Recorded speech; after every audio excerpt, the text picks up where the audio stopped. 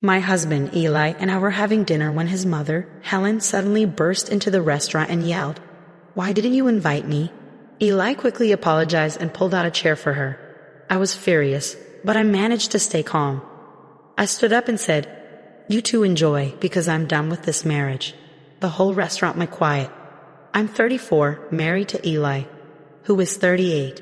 We've been married for 6 years after dating for 2. When we first met, things seemed perfect. He was kind, funny, and respectful. We hardly fought at first, except when it came to his mother, Helen. I really tried to get along with her. I'm not confrontational, and I always try to be nice. I bake pies at holidays, remember birthdays, and do small thoughtful things. But from the beginning, Helen didn't like me. She made up her mind about me without even getting to know me. When I met her for the first time, she didn't smile. She just looked me up and down and said, "You're taller than I expected." I laughed it off, thinking she was just nervous. But it got worse from there. She'd make comments like, "You don't wear makeup, that's brave," or "That's the dress you're wearing," or "You didn't use my recipe for the stuffing." She even came to our house unannounced. One time, she let herself in with a spare key Eli had given her. I was in my bathrobe, and she said, "I used to wear things like that before I got married too." I begged Eli to set some boundaries, but he always said, "She means well, she's just old-fashioned, she's trying in her own way." To me, it felt like she was trying to control everything, but Eli either didn't see it or didn't care. Over time, I saw how much control she had over Eli. He wouldn't make any big decisions without checking with her first. If we planned a trip, he'd ask her if the dates were okay. I couldn't even buy a new couch without getting her opinion. She criticized everything I did, from how I folded towels to how I made eggs. And Eli, he never told her to stop. He just smiled and let me deal with it. A month ago, Eli came home and told me he had a surprise. He had made a reservation at Luca's Trattoria, the same place we went for our first anniversary. He said he wanted to reconnect. Things had been tough, and we hadn't spent time alone in a while. I was happy to hear that. Maybe he was finally ready to focus on us. I got ready, wore my favorite dress, and even curled my hair. We got to the restaurant, and it felt like a nice evening. We were laughing and enjoying our drinks when suddenly we heard a loud voice from behind. "Why didn't you invite me?"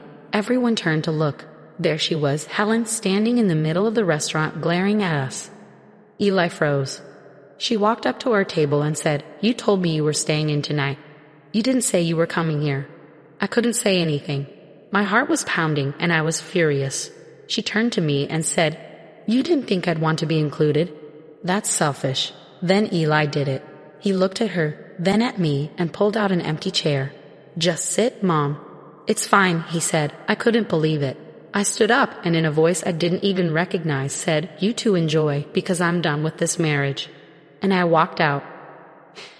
The restaurant went completely silent. It wasn't just a few people glancing over. Everyone stopped talking. Even the clinking of silverware stopped. I didn't look back at Eli or Helen. I walked out the door and didn't stop until I reached the corner. I called an Uber and went to a friend's house. I didn't go back home that night or the next. When I finally did, Eli was waiting. He looked shocked, like I was the one who ruined the night. He said, "You embarrassed me." I replied, "You chose her." He tried to explain, saying he didn't want to make a scene and that telling her to leave would have caused more trouble. He said he didn't know what else to do. I said, "You could have stood up for me like a husband, like someone who cares." He didn't say anything. This wasn't just about one bad dinner. It was years of being ignored, pushed aside, and expected to just deal with it. I didn't scream. I didn't cry. I started planning quietly. I stopped engaging with him. No more conversations. No more pretending. I began separating everything. Finances, accounts, everything. I met with a lawyer, got documents, took pictures of everything in the house that I bought. I opened a new bank account, changed my direct deposit, got a P.O. box, and found a new apartment. Eli still acted like nothing was wrong, like the dinner was just an overreaction. I stopped sleeping in the same bed, stopped cooking meals. He didn't seem to notice, or maybe he did and didn't care. After the dinner incident, I stayed quiet and took time to think. Eli acted like nothing had happened. The day after I came back, he was playing video games on the couch like it was any other Saturday. He asked, "You feeling better?" I didn't respond. He said, "You know how she gets. It's easier to let her come along than deal with the drama." I didn't answer. I just walked past him, realizing I was done pretending. I wasn't going to ask him to set boundaries anymore. I was going to act. I made copies of everything: bank records, receipts, texts, and emails. I handled most of our finances, so it was easy to track everything. I found out Eli had been sending his mother money, small amounts at first, but it added up. There were transfers labeled Mom's refund for car repairs, Helen groceries, and reimburse Mom for brunch. I never agreed to any of that. When I casually asked him about it, he said, "She's done so much for us. It's the least I can do." I added screenshots of these transactions to my folder.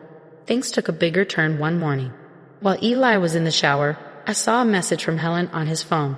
I wasn't snooping, but I couldn't ignore it. It said, "Did you tell her yet?" I opened their group chat and saw multiple messages from Helen saying things like, "She's going to find out eventually. You said you'd tell her last week. It's not fair to keep hiding it." There were no other names in the group, just Helen and Eli. I felt my stomach drop. What were they hiding? When Eli came out of the shower, I didn't yell. I just handed him the phone. He went pale and sat down. "I was going to tell you," he said. "Tell me what, Eli?" He then admitted that Helen had moved into an apartment 2 floors below ours 6 months ago. She hadn't told me because she didn't want to make it awkward. She just wanted to be closer to him and keep an eye on things. I couldn't believe it. She had been watching me for 6 months, never saying a word, while Eli helped her move in and lied to me every day. I was beyond angry. He said, "I didn't think it was a big deal." "Not a big deal." I shouted. "Your mother lives in the same building, Eli. You let her stalk me and lie to me for 6 months. That night, I packed a bag and left. Since then, I've been preparing. I found a new apartment, quiet, with no mothers in sight. My lawyer has been great, handling everything step by step. But Helen, she's not taking it well. She's been sending me emails, some passive-aggressive, others downright rude. Here are a few. Marriage is about forgiveness, not throwing tantrums. You're punishing him for being a good son. You'll regret this when you're old and alone." I didn't respond. She even showed up outside my new place, standing on the sidewalk, staring up at my building. When I didn't come down, she sent me a text. "Running won't fix your attitude problem." I showed it to my lawyer, and we're documenting everything. Eli hasn't been chasing me, though. But I know he's still talking to her every day. He probably still doesn't get it. Here's where things got even messier. My lawyer found something while going through our property history. Helen's name is on the condo title. Apparently, when we bought it, Eli listed her as a silent investor to help with the down payment. But here's the kicker. I paid most of that deposit. The paperwork was filed through a friend of Helen's who works at a real estate office. I never saw the fine print. They added her name to the title without me knowing. So now it's me against Eli and Helen, and technically she has a claim on our home. She could try to block me from selling it or force Eli to keep it.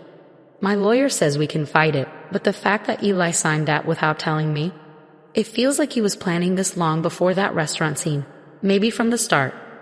I thought the betrayal was bad when I found out Helen had moved 2 floors below us.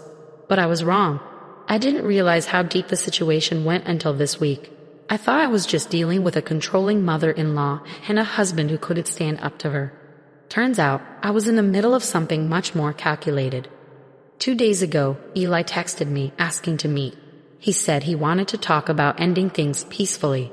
He sounded serious, so I agreed to meet at a coffee shop, not Luca's, don't worry. He showed up with a folder and said, "I brought some papers." Nothing legal, just something to make the split smoother. I didn't touch them. I asked, "What are these?" He hesitated. "It's just a quick property settlement." My mom's lawyer helped put it together, just so we're all clear on who gets what. I opened the folder and my heart sank. It was a quick claim deed transferring my interest in the condo to Helen. He said, "You won't have to worry about the place anymore. You're moving out anyway, right? This just settles it." Clean break. I stared at him in disbelief before saying anything. "You want me to give up my home to your mother?" He shrugged. "Yeah, but it's complicated now." I closed the folder, got up, and walked out without saying a word. When I showed the folder to my lawyer, her jaw tightened.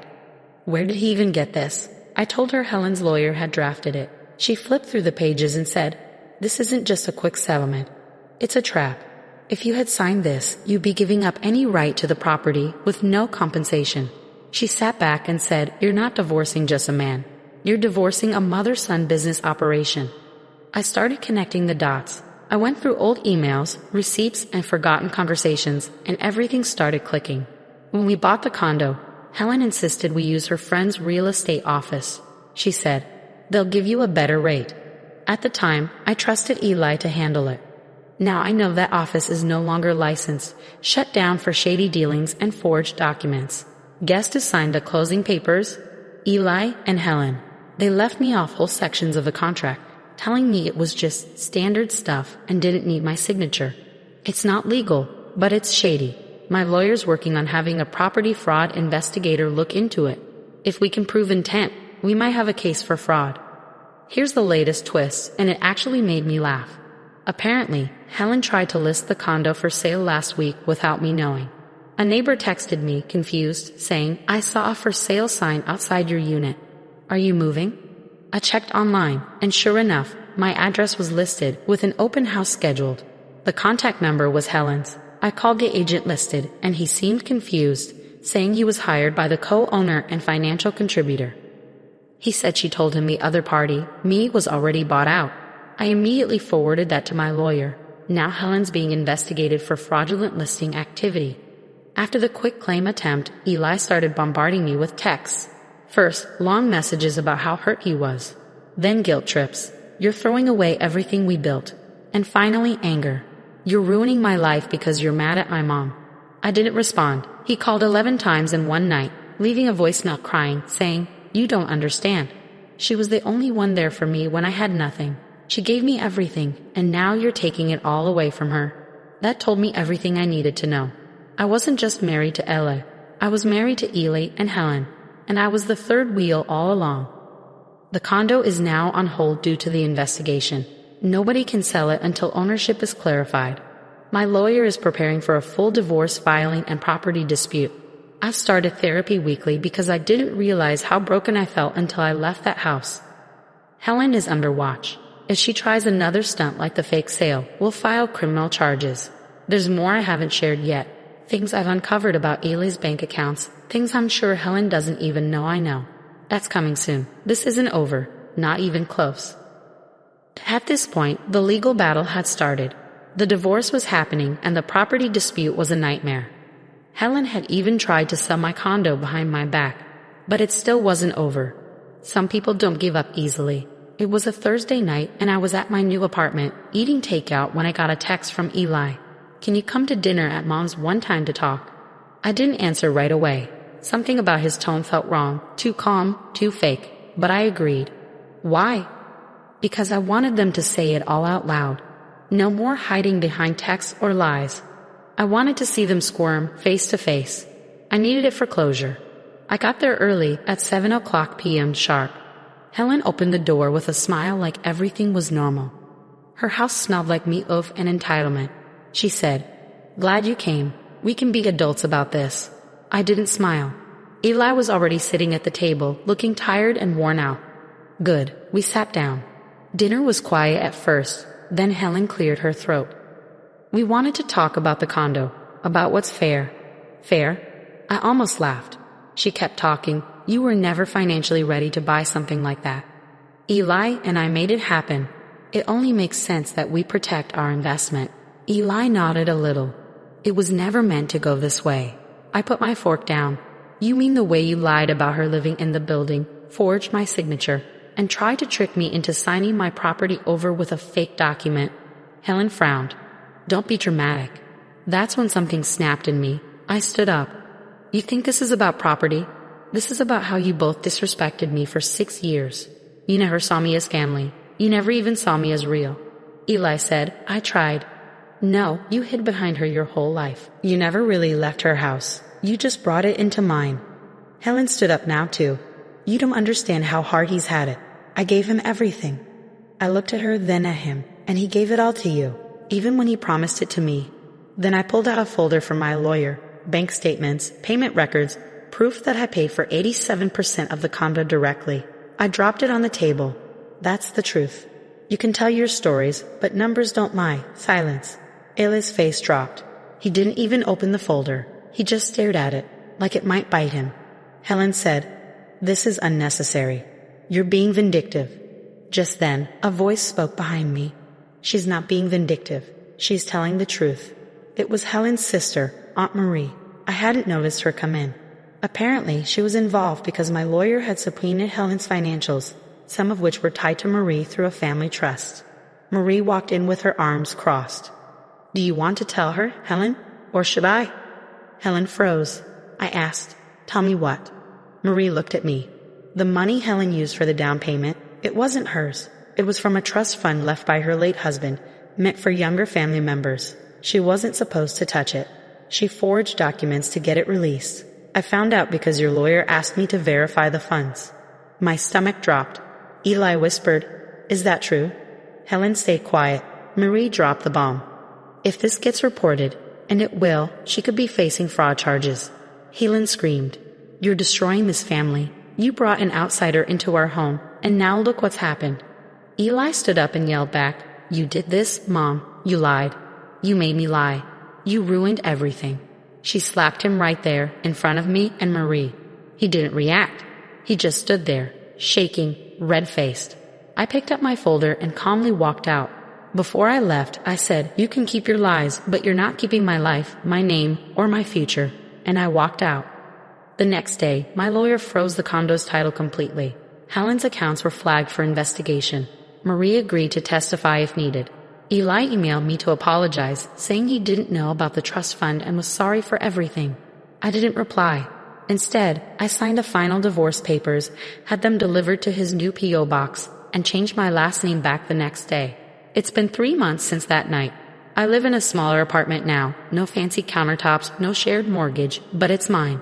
I sleep better, laugh louder, and cook dinner without being judged for how I slice vegetables. Sometimes I look back and feel angry about the years I lost, about how blind I was. But mostly, I feel grateful because I got out. And if you're reading this, wondering whether you should walk away from someone who never stood up for you, here's your sign.